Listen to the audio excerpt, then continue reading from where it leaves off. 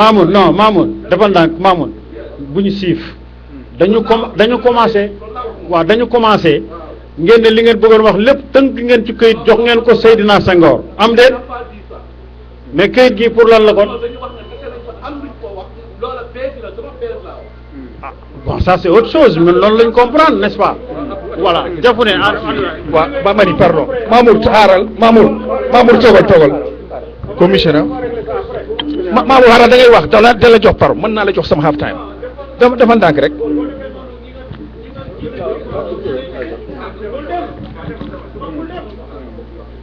Thank you so much, Commissioner, and congratulations. This association was the first among African associations to send you a letter of congratulations when you were selected by Mayor Bloomberg. As just to let you know that. Thank you very much. Secondly, I believe you or your office will take care of the concern of the community, because we are here for the community and the community first. The concerns are a lot, and then we will hope you will do your best to try to have a lasting solution of those problems. 2 years ago, we sent a letter to your predecessors to be here for us to raise our concern. He never show up. And that's why when you accepted our invitation, we just have to thank you a lot. Two just questions. First is related with criminal or semi-criminal. Yeah. Any TLC driver who is involved in trouble, being arrested by the police, automatically his license is suspended by TLC. I don't know if you're aware of it. Sometimes the case takes 2 to 6 months to be adjudicated. Before adjudication, that guy has to stay and wait until the case be adjudicated and become full. 6 months. That's 6 months, right? Thank you. And okay, we, as I say at the beginning, urge you to see how we can do to allege the procedure for that. My last question, that's a request. I don't know if I, with the President PUB permission, I have to do that over here, or I have to do that in my capacity of member of the community board that I represent African right now. I have been selected since 3 weeks ago. Now, what I want from your office to see if we can have the numbers of African cab, yellow cab drivers or Senegalese cab drivers, if we can request that number, if it is possible. The remaining of my time, we have one of my elder over here. He has 300 more plus drivers behind him. He wanna say something, and then I give him the remaining of my time. Okay, can I just answer your two questions first?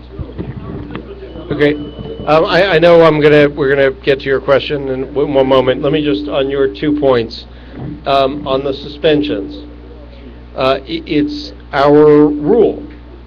What the rule says is that when a driver is arrested on a charge that involves violence, or a firearm, that then the driver is suspended, but the driver has the right to, the driver is suspended automatically until the case is adjudicated. And as you say, yes, I know, criminal case can take 6 months, but to come to the TLC, go before one of our judges, and we call them ALJs, administrative law judges, that and demonstrate that he should get the license back pending the resolution of the criminal case. Now, that's the way. I know what the rule says.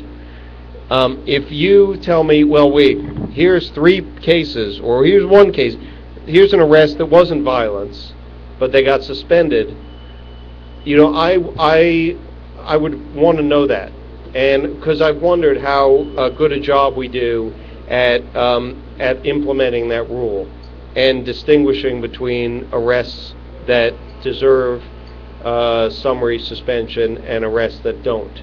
So if there are cases where you think that we have not followed that rule, I would really encourage you and ask you to be helpful to bring that forward, because it is kind of a hard rule. It requires some judgment by the TLC. In terms of the in terms of getting you a list of folks who might be interested in being members, or so you can communicate. I don't know if we're allowed to. I undertake to find out if we're allowed to, and if we are, I'm happy to do that. We have privacy rules about what we can give out about our drivers' information. I do know that we can search for country of origin, or at least what people fill out on our form as their country of origin. They may not fill it out; it's optional. But I don't know in truth if we're allowed to turn that over or not. So I will find that out for you. Okay? Thank you so much. Thank you. Thank you, Mr. Commissioner. But before asking my question, I'm going to thank you for coming here.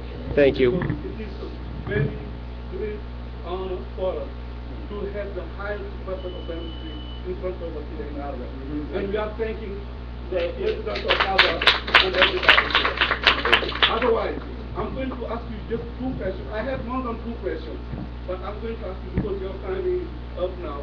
The first question is regarding history health, because it just get out the way it should be when our representatives put it out.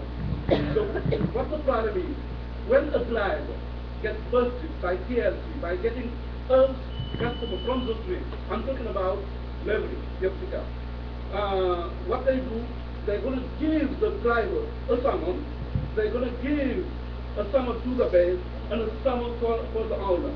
Us, as a base manager, when we went to see our lawyer, who you know well, Mr. Mark, he told us we have to enforce the driver to stop doing it.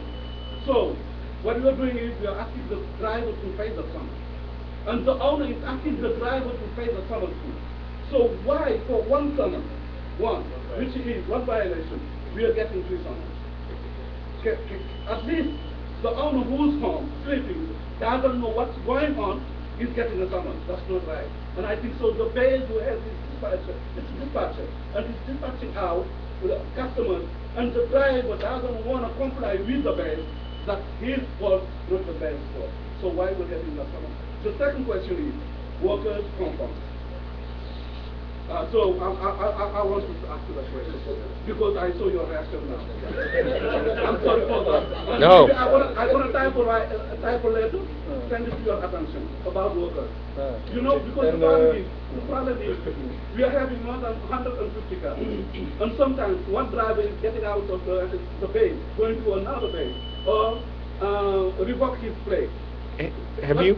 What we're going to see when we go to the TLC data, we will see the same car which is not in our base no more in the base. And what Mokers is doing is coming to you, asking you how many cars, how many have, you're going to say the same number, and we're going to get notice for that. We're going to have an inquiry for that. Yeah, I'm worried about that. I believe me, I believe that could happen, and that's I'm worried about that.